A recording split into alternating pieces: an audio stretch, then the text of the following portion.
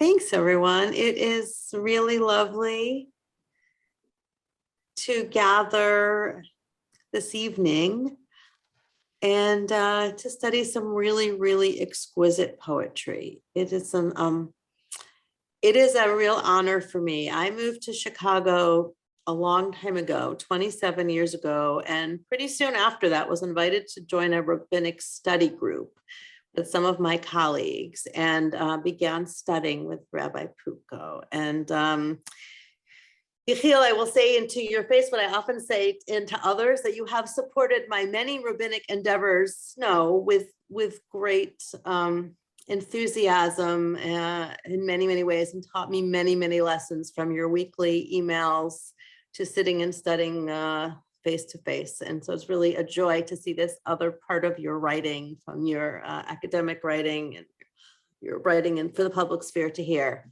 And so for those of you, some of you on this call clearly are related to at least one of our speakers, but let me just introduce our speakers, our guest this evening. Rabbi Yehiel Poupko is the rabbinic scholar of Jewish Federation of Metropolitan Chicago. He's responsible for the Jewish community's interfaith relations with a variety of local, national, and international Protestant, evangelical, and Catholic seminaries, churches, institutions, and leaders. He's written many, many things, and he's recently published this wonderful book of poetry, What is Lost? His poetry has also been published in the Christian Century. And Yehiel's partner in this poetry, editor, dear friend, I think editor of many years, if I'm correct, is Dr. Jill Baumgaertner, who's the author of 6 collections of poetry. Jill's an award-winning poet and a former Fulbright Fellow, and she currently serves as poetry editor of the Christian Century.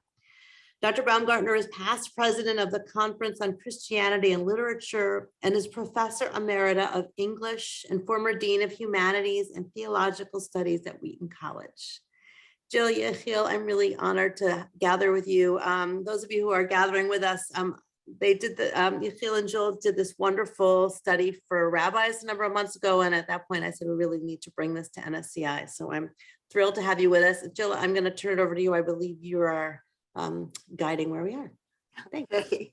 Well, thank you so much for this invitation. It's really great. I feel it's so important for Rabbi Poupko's poetry to be known not just by the readers of the Christian Century, but by rabbis and by his fellow Jews. This is important poetry that he's writing. Just a little background. I got to know Yehiel, first of all, through an invitation by David Heim and his wife, Barbara Hoffmeyer. He was editor-in-chief of the Christian Century magazine. He thought that we ought to know each other. And he introduced us and our spouses, and I discovered that evening that he was an aficionado of the poet I wrote my dissertation on, John Donne. And I was very impressed by that. He then invited me to become a part of the interfaith conversation, which happens at Wheaton 3 times a year, between our Old Testament professors primarily, although there are some New Testament professors who concentrate on Jewish backgrounds, and rabbis from Chicago. I am usually the silent partner in those discussions. I'm still going to them, even though I'm retired now. I've learned so much, let me tell you. It's been amazing experience. I also went to Israel with Yehiel and a group of other Christian educators, and then to Poland with Sivia and Yehiel and Christian and Jewish leaders from around the States. It's been remarkable. It has created this wonderful friendship. I discovered in our early conversations, Yehiel brought up the fact that he wrote poetry, and I asked to see some, and I saw in these poems such incredible potential, and he calls me a tyrant because because I make suggestions. But I tell you, he's just about the only person I've known of all my students who takes all my suggestions. So I'm quite impressed, actually. His poems, as you see, you all have copies of them, I hope. They're terse, they're very thin columns. Those thin columns force you to slow down as you're reading them, to pay attention. And that, of course, is what he is up to in these poems. He wants us to pay attention to what is lost. It's an effort to recapture what is lost. Of course, it can never be recaptured completely. Also, if you notice, his endings are great. They usually have a punch or a bit of a surprise. And so I think with that introduction, we should probably start. And here's what I'd like to do. I'd like to conduct this the way I conduct my poetry writing classes, which is the person who has written the poem reads the poem. I might say a few words, and then I open it up for discussion, but we put the cloak of silence on the author, which for Yehiel is quite a, I don't know, arduous feat. And then after we have had our discussion about the poem, then he is allowed to come into the discussion and to answer questions and to add his own insights. So let us begin with Tales of Old, Yehiel. Okay, just one thing. I mean, thank you to my old friend, Rabbi Lisa Greene, for this idea. She's been a buddy for ages and ages, and I'm deeply honored by the presence this night of the immediate past senior rabbi at North Shore Congregation Israel, my dear friend, Rabbi Steve Mason. I'm honored that you're here. Even though this is the last poem, the epilogue poem in the book, because it has to do with Passover, I wanted to begin here. Tales of Old. Winter white passing, rainy gray washed away, turning time and turtle dove. Green come into the land amid the bloody wine and matzah burn. Sit a Jew or two at table, candled against the pagan dark, to tell tales of old and a few that are new, about the plagues of blood, lice, boils, and don't forget firstborn, Egyptian that is, and not Jew, with bloody doorposts save, sit a Jew or two, to tell tales of old and a few that are new, of pillory fires and clouds, of split seas and broken chariot wheels, and a few promises as well. We ought remember the body saved, redeemed, and consumed in the fire that burns the bread by which we die, even as the winy blood drains our soul into the earth, whence it came and from which it can still beyond Eden cry to the one who once said, voice of brothers, winy blood cries out to me from the ground upon which we are now found, though the mark be upon us in our homes. He did not pass over, but rather came in through the cracks, consuming the walls and bloodless Shaddai posts, as matzah burn and wine bloody bathe this last Jew supper. And it is turning time and springtime. The rain passed and the turtle dove cooed in the land, but nary a Jew voice declaiming, I too went out from Egypt. There is so much packed into this poem, so many references, and then this interesting turn. But I think one important thing happens in the first line, and that is that he talks about winter white passing, and there is that echo of Passover that he introduces in right away. And you get a hint about a few lines from the bottom of page 1 that what he's talking about here is not just the first Passover, but we ought remember the bodies saved, redeemed, and consumed in the fire. And then he takes a detour. We look at Abel murdered, top of page 2. And then this amazing reference. Who once said, cry to the one who once said, voice of brothers, whiny blood, cries out to me from the ground upon which we are now found. Though the mark be upon us and our homes, he did not pass over, but rather came in through the cracks, consuming the walls and bloodless Shaddai post, as matzah burn and wine bloody bathe this last Jew supper. There's a reference there to a Passover that did not happen.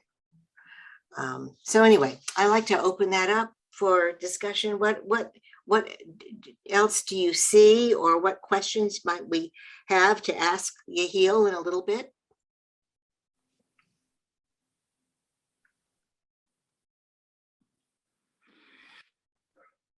If you have a question and you want to unmute, just go for it. If 2 people want to talk, we'll just kind of go on to the next. I'm struck by the ending, Yehiel. I see the reference to Song of Songs, the turtle dove cooing in the land, but nary a Jew voice declaiming, I too went out from Egypt.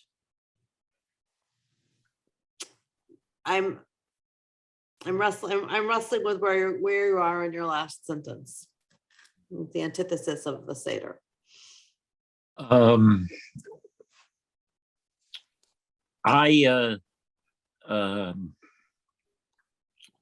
am fascinated by the various places.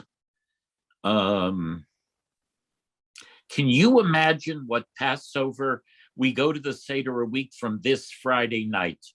Can you imagine what Passover is going to be like in the Jewish homes of Kyiv, Odessa, and Mariupol this coming year? Can you imagine what Passover, when we thank God for redemption, was like in the Warsaw Ghetto and in death camps? And nature goes on, like the Song of Songs says, every year winter white passes and the turtle dove is heard in the land. And that's what happened on the first Passover. But there are certain Passovers that have turned into the Last Supper for the Jewish people. And so that's what was in my mind. And you can be sure that they're going to be, a week from this Friday night, people in Ukraine doing a Seder, and some of them are not going to make it through the night. Thank you. Steve, Rabbi Mason. Thank you, Rabbi Greene. Rabbi Poupko, hello, it's wonderful to see you, although it would be better in person. Sorry, I'm late, it's a time zone issue. I'm taken and moved by a phrase that repeats, I think, twice, to tell tales of old and a few that are new.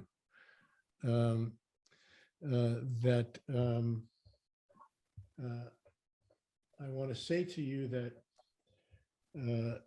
it would be much more comfortable to have that repeated one more time at the end, but much more realistic to have laid it out the way that you have. Yet I feel as the reader, a heightened emphasis on that notion that you leave me with that resonating. Now, that's just me, and I'm curious to know what you were thinking, particularly with that refrain coming twice. You know, that central element of the face-off experience?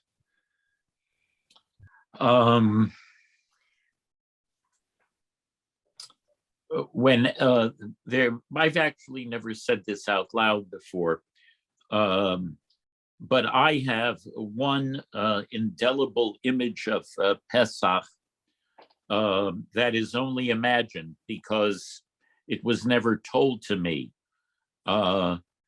In the Ukrainian national uprising, February to May 1919, about 100,000 Jewish people were murdered. Amongst them was my mother's father's first wife and two of his three children. And that was on February 19th, 1919. And I've always been haunted by he was a Hasidic Rebbe. I've always been haunted by what his first Pesach, before he met my mother's mother, my grandmother, I always wondered what that first Pesach 2 months later was like in that village where half the village rose up and murdered the other half of the village in a savage way. So that's the image before me every Pesach, and that was the image before me when this poem poured out of me.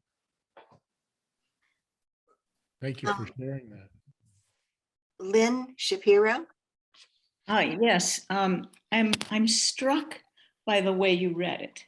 And the way you read it elucidated something to me that I wouldn't have picked up on just reading it silently to myself.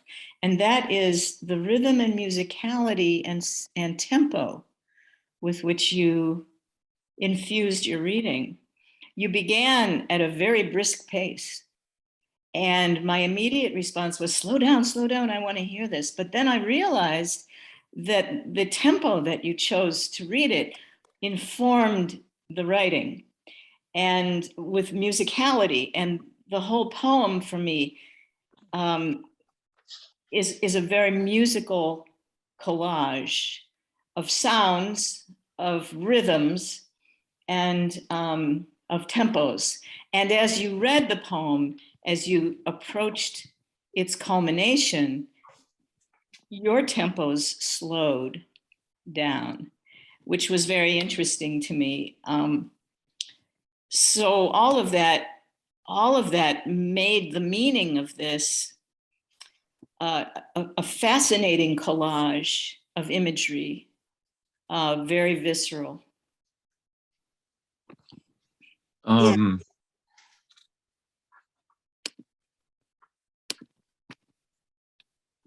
Excellent. So I write poems, but I don't really know poetry. Jill knows poetry.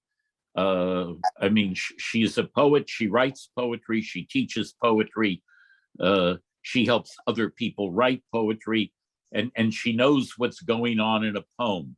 I don't know all that. Someone else who read these poems and is a very great scholar, David Nierenberg, who's now at Princeton, told me once that some of these poems feel like old Jewish liturgical poetry known as piyut, which makes sense to me because the music of liturgical Jewish poems is in my head. So maybe that's how it happened. But you helped me see something in the poem that I had not seen before, and I thank you for that. I think this is one of Yehiel's finest poems and one of his most difficult. Difficult because you do have to read it several times, and difficult because of a grim reality that he is pointing to, which is that the angel of death, in some cases, comes in through the cracks. It's quite an interesting epilogue to his collection. So let's move on to the next poem, Neighbors. Should I read? Yes. Neighbors. Got to rush to Bahnhof. A train leaving soon, need to get seat. No time to explain. Tea under mat, cat food in pantry. See to sill plants before I return. Neighbor, dearest of our children's park. Watch these, the tricycle, a few jump ropes, toy trucks and cars. As I go east to Lebensraum, left Bible just for you from Luther. A gift in German till I return. Love, your Jude.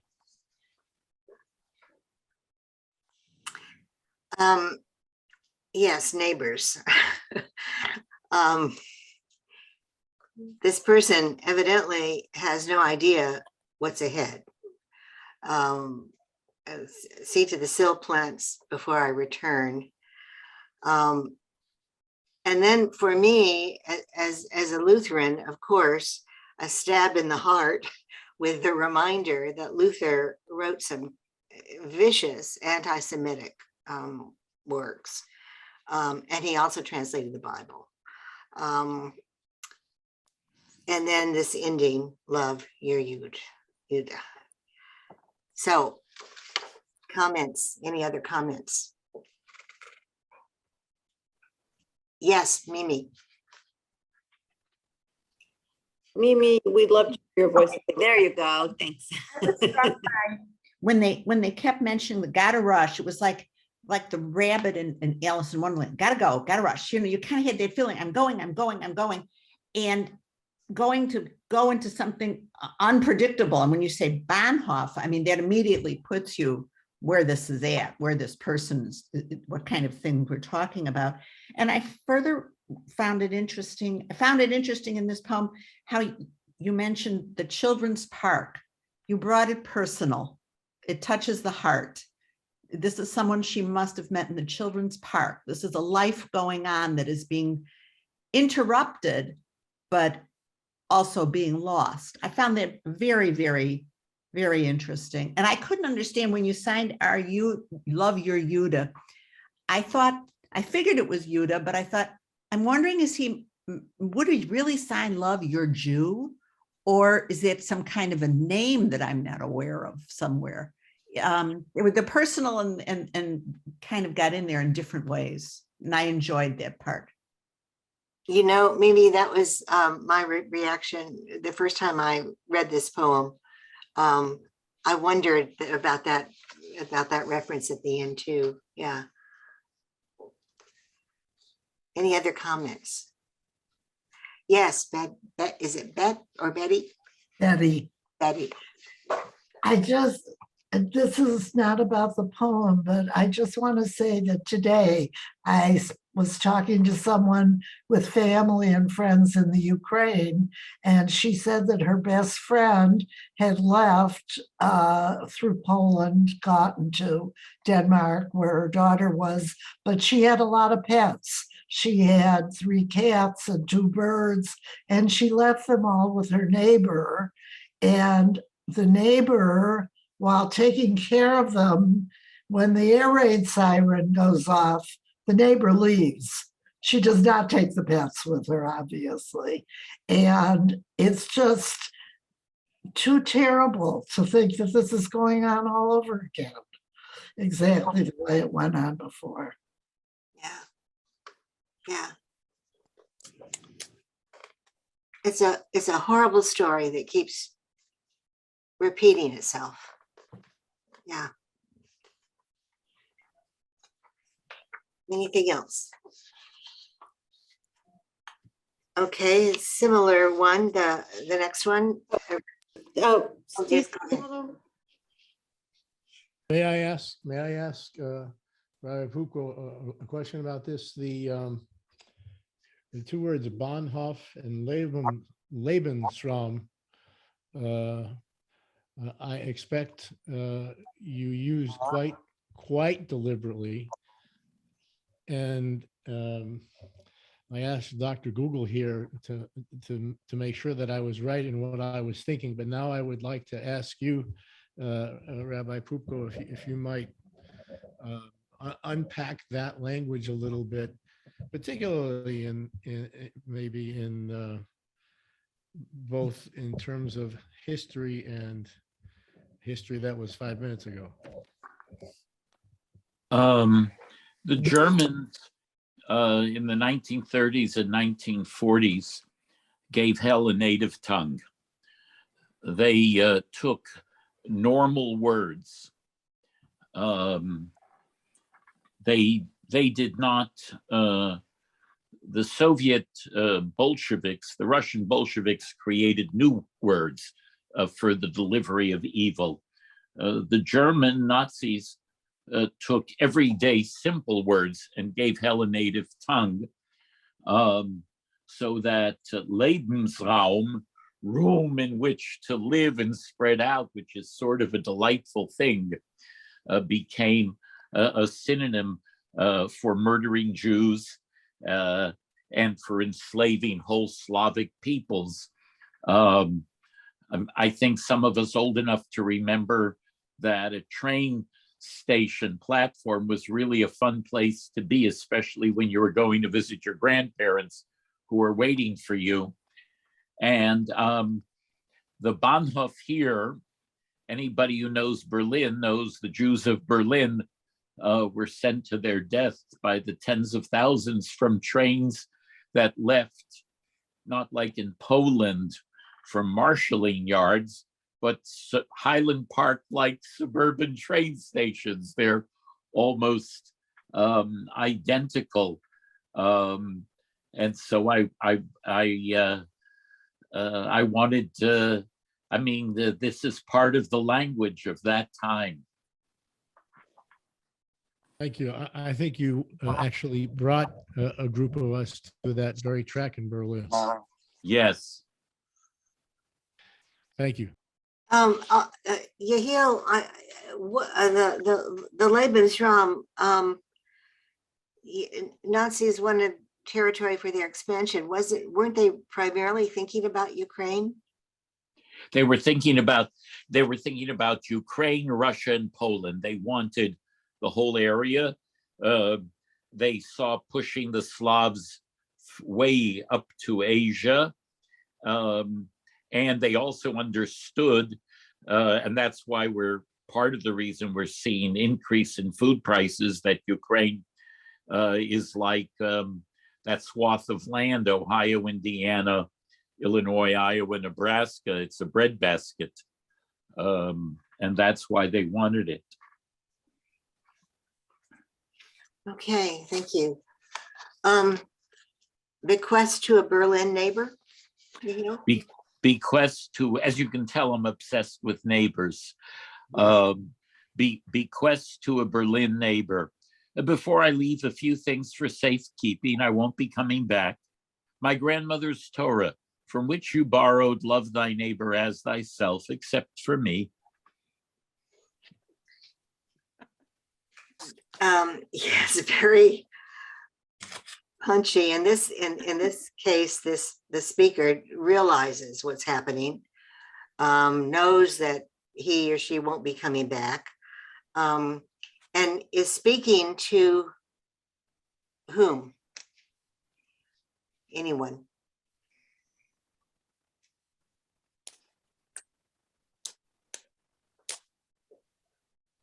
My grandmother's Torah. Yes, Lynn. The Gentile population is what I assume. Yeah. From that, a collective of non-Jewish readers. Yes. So he leaves the Torah, from which you borrowed, love thy neighbor as thyself, except for me. Which is utterly ironic. And it feels, Yehiel, maybe this is not what you intended, but it feels like that line and the end of the previous poem, in terms of the reference to Luther, both feel like a very pointed dig, for lack of a better word. Just Yeah, what Shakespeare did for English, Luther did for German in his translation of the Hebrew Bible into German.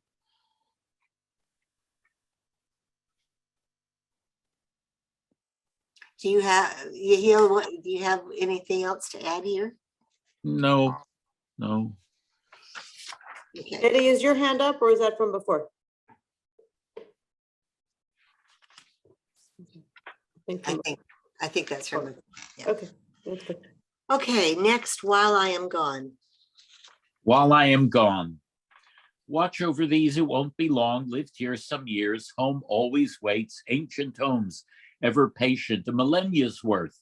Your housewarming gift, my Yiddish tongue, bastard child of Hochhai Deutsch, caressing Torah and Talmud.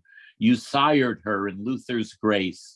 Watch over these while I am gone. It won't be long.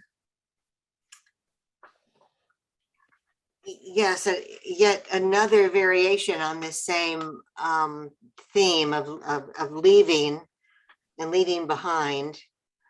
And yet here's this interesting reference to Yiddish as being the bastard child of High Deutsch. So my question, and I'm going to just ask Yehiel and break the rule. In what sense was Yiddish sired by Luther? Well, Yiddish emerges at the end of the 10th century in the Rhineland. Its more technical name is Judeo-German. It's a fusion language of German, Hebrew, Aramaic. There's a Judeo-Chinese, a Judeo-Greek. Oppressed minority groups throughout history have had coded language. And when I say you sired her in Luther's grace, when I say you, I'm speaking to German civilization, but I'm pointing to the fact that in the past 500 years, there is probably no other Christian thinker who has devoted as much attention and brilliance to the concept of grace as Luther. So in the irony, of course, is that in the country of Luther's grace, all this happened. And what is it that came out of the German language? A language in which for 1,000 years, the greatest Jewish learning in all of history took place. Yiddish, the child of the German language. Huh.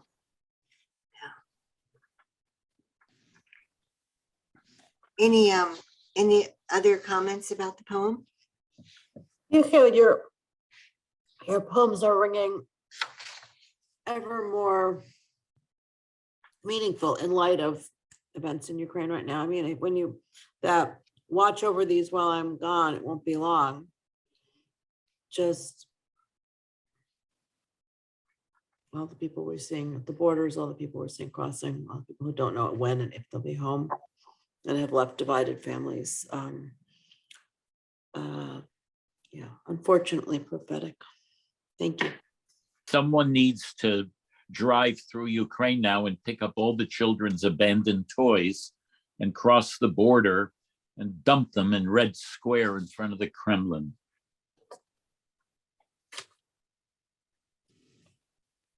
Okay, Yehiel, Last Supper. Last Supper. My last full day like any other, sunlight over the dark, prayer to the one, let there be light in Torah study over and ever again, his word, I am.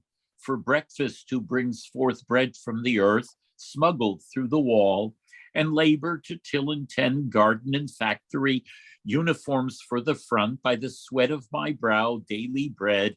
This is my body, daily broken, for transport via dolorous stations to Chimney and Cross. You know, I think this is a remarkable poem because what he's got is, of course, in the title, the Christian reference to the Last Supper, but now we've got a Jewish context for it. an actual last full day, Last Supper. And yet, and we go through the day from breakfast on. And this evidently, he's got bread because it's been smuggled through the wall. I'm thinking Warsaw Ghetto. And the factory uniforms that this person has been constructing in these factories, in these workplaces. And then the last few lines, totally upending the Christian liturgy.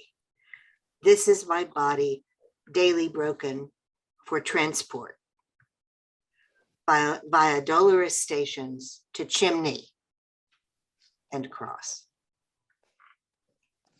And you're melding the two traditions there. I mean, upending, but you're bringing them together. When you have who brings forth bread from the earth, which you have hamotzi lechem min haaretz, and then you have this our daily bread, which we have shared, but it's slipped it up, if I'm not mistaken, in Christian tradition, in that phraseology, and then there's the meaning of it as, I mean, for those in the, bread, this, Yehiel and Jill, this, and others may not, but I mean, bread in Judaism is bread in Christianity is the body, is bread and wine being the body and blood of Christ. So there's so much of this, and all your teachings are powerful in here. Thank you. And in the Last Supper, Jesus says exactly that. This is my body. Steve? Got to unmute. I think that the last 1, 2, 3, 4, 5, 6, last 7 lines, this is my body daily broken for transport via dolorous stations to chimney and cross, is brilliant. I don't mean what I'm about to say to be humorous, but this is a very serious pun. That were I a Christian reader, it would be I don't even know how to put it. It's so powerful, Yehiel, that the notion that here what you are doing literally is I mean, crucifixion and execution are in certain moments synonyms, and you've brought them together in an extraordinary way. Thank you. There is at the Art Institute a very important painting by Chagall called The White Crucifixion from the late 19th century. Chagall was one of the earliest to essentially turn to the Christian word, and the white crucifixion is a Jew crucified on the cross, and the loincloth is a talit. And Chagall established there a motif that was followed by many Hebrew and Yiddish poets and writers down to our own time, which is, we've been hearing for about 2,000 years that we crucified Christ. Well, guess what? We're the ones who have been crucified, so that many Jewish writers inspired by Chagall's white crucifixion took up that motif. In fact, about 5 or 6 years ago, there was an exhibit at the Israel Museum of works of art by Israeli Jewish artists on the crucifixion, on Jesus of Nazareth and the critical events in his life as told in the Gospels. And you see that same appropriation there. So yes, Steve, thank you. The phrase via dolorous, just brilliant. Thank you. Beyond brilliant. Right, hang on. And for those of you, I mean, I don't want to assume or not assume people's level of familiarity. I mean, if you've been at the Stations of the Cross in Jerusalem and Via Dolorosa, this will ring differently if that's also the new language to what Rabbi Mason and Rabbi Poupko are talking about. This is such an essential point. You know, the irony that a lot of people point to is that Yehiel's poems have appeared primarily in this Christian magazine, The Christian Century. But, you know, I feel like this poem, for example, is extremely important to be read in that magazine. One of the reasons is that what has happened to the cross in so much of Christian culture is that it has been sentimentalized, it has been beautified, it had the original intent of it has been lost. In fact, in some, you know, I'm speaking about my dear evangelical friends. So many evangelicals skip right over Good Friday. They don't want to deal with Good Friday. They go right into Easter, and you can't. You have to confront that it was an instrument of torture. So, okay, let's do Jill, I have that. a question. I mean, how many of you, or Yehiel and Jill, how many of Yehiel's poems have been published in the Christian Century, and is there a response to that? I mean, like whether online commentary or others? So Jill has published, I think, 12, 13, or 14 of my poems. There's one poem that Jill told me that a poem of mine is the only poem in the Christian Century that got a letter to the editor. For better or worse?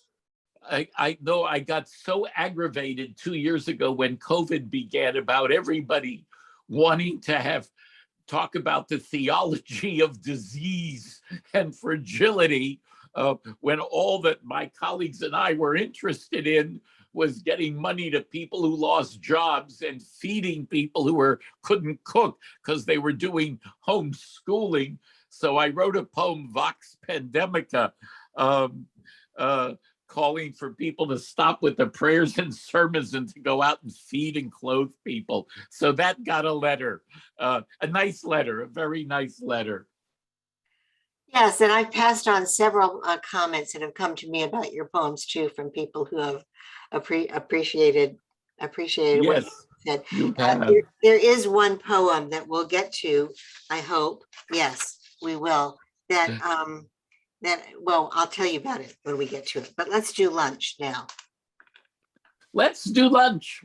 It could have been Poles or Lithuanians, Ukrainians too, depending on the village, or perhaps the French with their pate-packed cornichon calico baskets set a table for mine enemies in my presence, waving and smiling, flowering them with early roses and picnic lunches from black Slavic earth, breads and sausages, slaking vodka and borscht, kerchiefs colored against long winter grays fluttering in the wind, amid butterflies, bees, and lily pad beetles, farmers with hoes and shovels, pitchforks, tree chopping axes, some with hammer and sickle to boot, joining the late spring outing by the pond he leadeth me, beside still waters in the yea though I walk through the valley of death's shadow, blessed by the priest in honor of the village Jews as the Germans came to picnic.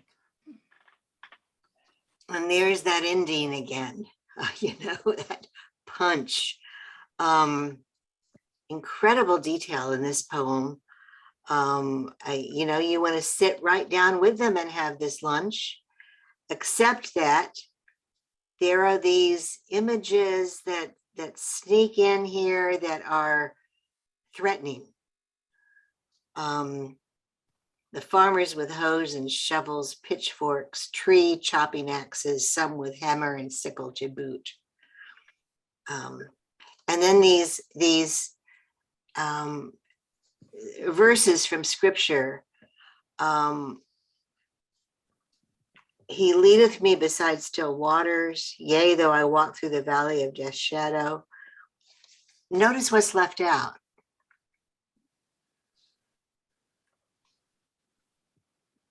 I will fear no evil is left out. So the juxtaposition of the verses, the sort of flip in order, right?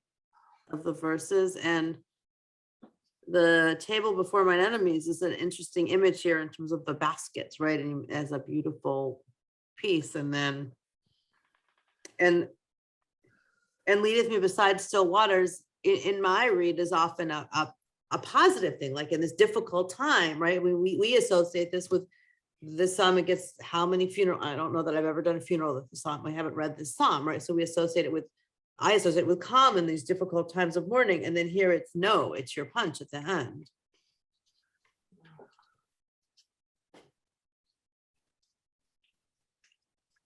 Yes, Betty. You got to unmute.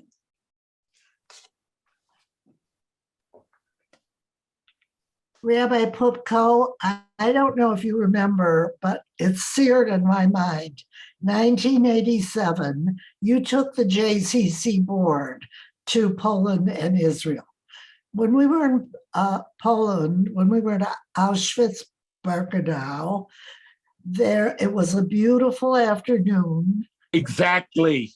The Germans were picnicking on the lawn in front of the ovens and in front of an enormous white cross. Yes, exactly. You stopped and laid tefillin. I can never forget it, but every one of these poems reminds me of that day. Yes, yes, that was in my head. You're right. And it's good to see you. Thank you.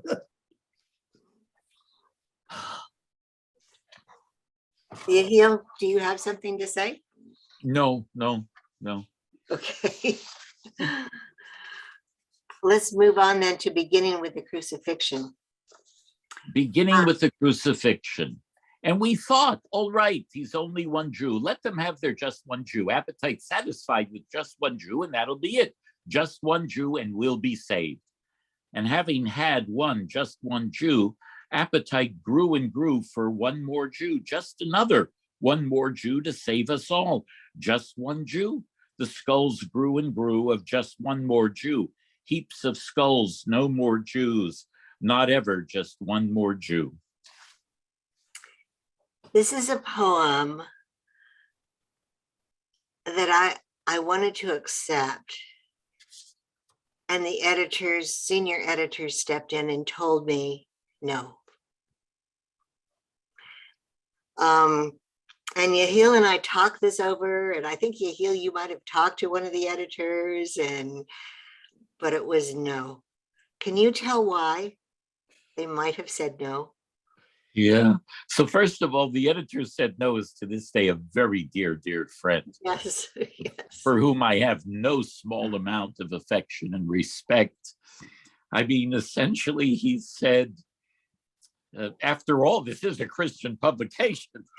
But it's damning. I mean, I get it, but that's like Dr. like why it needs to be there.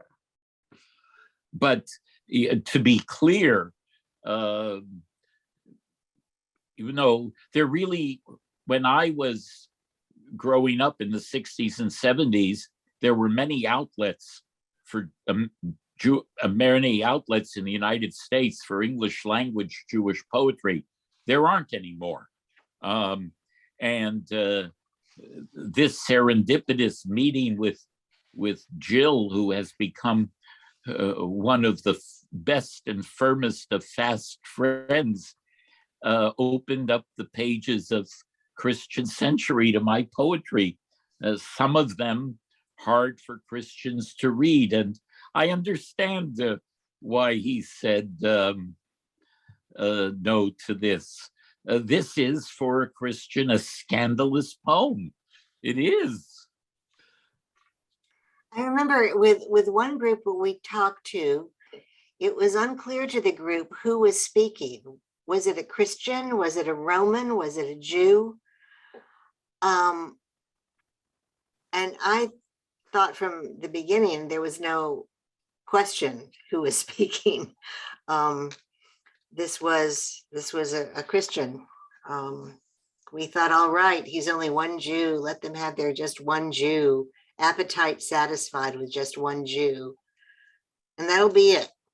Just one Jew and we'll be saved. And having had just one Jew, appetite grew and grew for one more Jew, just another one more Jew to save us all. That is a very strong phrase there. Just one Jew, the skulls grew and grew of just one more Jew, heaps of skulls, no more Jews, not ever, just one more Jew. Any comments, any observations about this poem? Yes, Steve. I right now spend a lot of time reading to a 2-year-old, and we read a lot of Dr. Seuss. I don't know, Yehiel, if that was somewhere if that style was somewhere in the background. Dr. Seuss's books often take the most complex ideas and render them in this rhythmic, sometimes nearly musical pattern. This is a reaction that I have to this extremely powerful and truth-bearing poem. That's the reaction here. Wow. Well, to be intellectually honest, Dr. Seuss had a great influence on me as a child, and I still remember I find his cadences still captivating to this day. And when I've never told this story, when I was in the yeshiva late at night, when all the rabbis left the Beis Hamedrash, the study hall, we would take out Dr. Seuss and read them out loud. We just did. And his cadences, I'm not conscious when I write a poem. It falls into my head. I can't say that I thought about this and then I melded it with Dr. Seuss's style. This is just the thought came into my head and I wrote it. But Seuss is in my head. Absolutely. And the power of Seuss is the very simple language with some very powerful messages that often, Steve, are way past the 2-year-olds, as much as the 2-year-olds love the rhymes and the imagery that go with it, and which speaks to not needing complex language. So I think it was my first high holidays or my second, a congregant of mine came up to me and said, "You use too many big words." Of course, was like right out of school and not sort of like telling me, but there's a powerful lesson in that, right? In terms of like sometimes the simplicity, so often the simplicity of what we're saying is in the language, right? We can use words when we want them, need them, but the simplicity here is what speaks. And you're painting an image with each step of this poem. Yeah. Besides your book, has this appeared anywhere? No, but it's coming out. It's coming out. Jill is publishing an anthology of poems written by poets and authors that she has published, and she has sneaked this one into her book.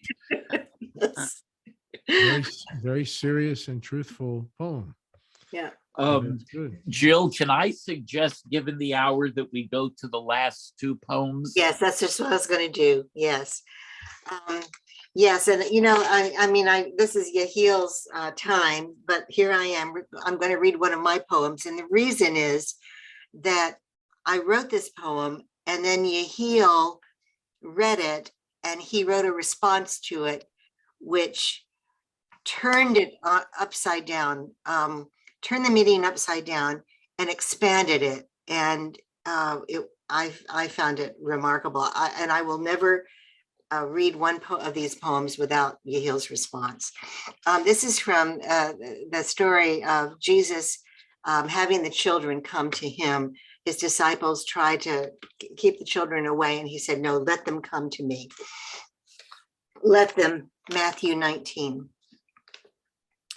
He names them Samuel, Isaac, Mary. all of the anonymous daughters of Jephthah, the infant of Bathsheba, and those 42 children who laughed at Baal Elisha and were torn limb from limb. Let them come. Let them push their small shoulders into the crowd of Rachel's children. Let the holy innocent stand so close they can see the beating pulse of his temple. Let them come. All of those with delicate wrists, small ankles, pudgy or thin arms, round bellies from feast or famine. Let them feel the breath of God on their precarious necks. Let the armless child from Iraq rest on his knee. Let the Vietnamese girl with burning skin remember his cool fingers. Let them come. Do not hinder them. Smooth the path. Clear the way for him to feel the press of them, the warmth of their perilous bodies next to his. And then Yehiel wrote, Suffer the little children. Yehiel? Suffer the little children. To the ghettos, Warsaw, Vilna, Lodz, Lublin. Then little children were brought to Jesus, Sarah, Rebecca, Leah, Rachel, for him to place his hands on them and pray for them. Avraham, Yitzchak, Yaakov, Yosef. But the disciples rebuked those who brought them. Miriam, Yocheved, Sipporah, Elisheva. Jesus said, let the little Barak, Gideon, Shimshon, Shmuel children come to me, Issachar, Zvulun, Gad, Asher, and do not hinder them, Tirza, Batsheva, Chana, Penina, for the kingdom of heaven, Auschwitz, Treblinka, Majdanek, Sobibor, belongs to such as these, Shlomo, Chizkiyahu, Yeshayahu, Yirmiyahu, when he had placed his hands on them, Yentel, Sosha, Mindelish, Sprinze, he went on from there, Belzhitz, Chelmno, Plaschow, Buchenwald, and the little children came.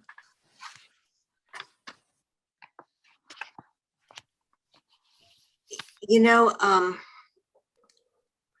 when I've read these two poems together at poetry readings, there is nothing but silence. And usually I'm speaking to a Christian audience.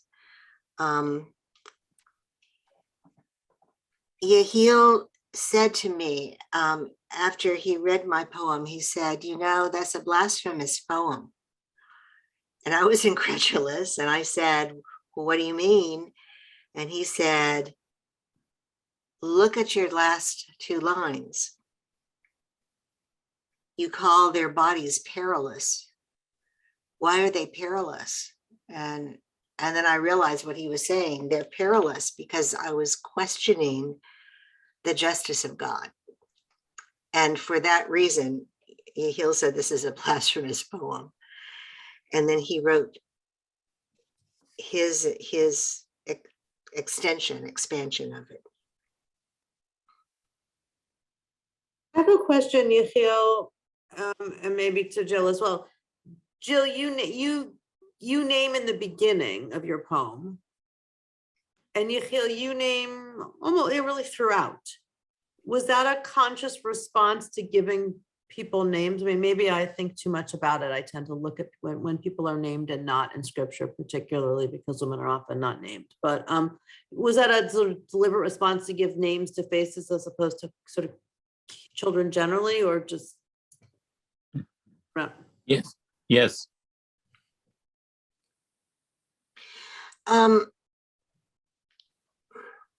This is probably more than you want to know about my poem, but my poem was originally the last poem in a series of poems on children in scripture.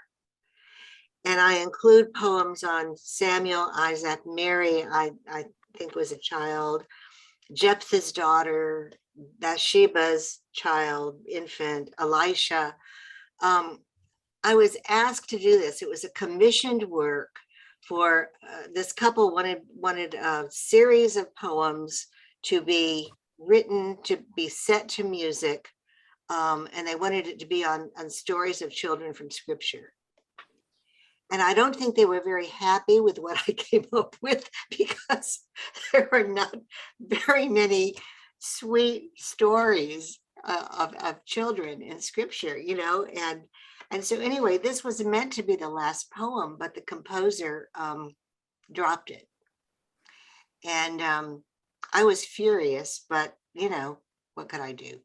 So it was waiting for its time, and it was waiting for Yehiel to discover it. Well, it too has a very powerful piece of protest, even if it was written, years after Vietnam, but Vietnam, Iraq, I mean, it's a powerful message. To your point of Yehiel's poem, perhaps people not wanting to be read by your author, yours too. Other questions, thoughts, reactions, particular poem, or any in general? I apologize. I'm at a friend's house. I'm with a dog. Traveling to visit colleges, as some of you know.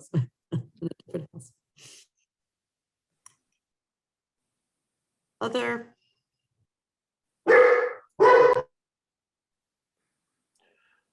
No, I just want to say, because I think we're coming to the end of our time, to make a new friend this late in life, who makes such a profound contribution to your life at the highest level of thinking and ideas, as I approach my 10th or 11th decade. I mean, it's an astonishing thing, which is to paraphrase the Talmud, anything can happen, even in the closing years. And that's what has happened in my meeting with Jill. I wouldn't have written the poetry. It wouldn't have been published, and the book would have never come out. And Jill used to sit with me for hours in the office at Federation, going over each poem. She picked the poems for the book. She edited every poem. I always tell her that editors are the last vestige of Stalinism. And she picked the order of the poems.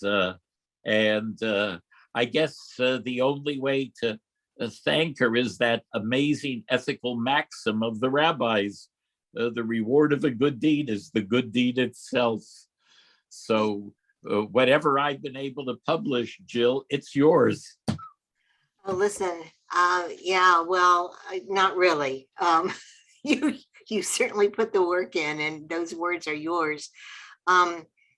Yes, and I have to say, this has been quite, it's a very unusual friendship. I think you all have to recognize that. I think, Yehiel, you've described it. Can you describe it?